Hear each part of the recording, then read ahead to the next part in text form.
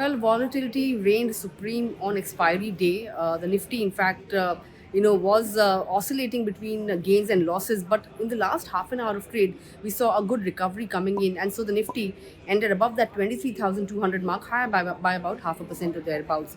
But for the series, the Nifty has shed over 2%. It's a fourth straight series of losses for the market. But if you look at the broader end of the markets, fairly flat close, mixed to flat close coming in there. The Nifty Small Cap Index managed to end the day in the green.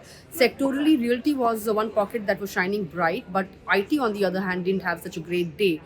In terms of individual movers, in terms of gainers, you have Bharat Electronics, good set of numbers, and the stock clearly reacting to it. Top Nifty gainer, 4% gains coming in there. Aside of that, you had Power Grid, that stock did well, second top gainer on the index.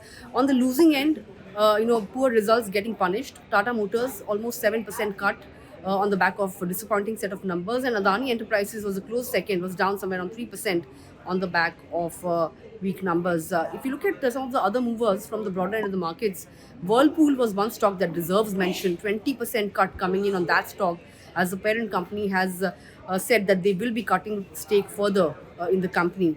Aside of that, you had Voltas, weak set of numbers, and stock got punished because it did clock a 13% cut in today's session. That was all about today's market action.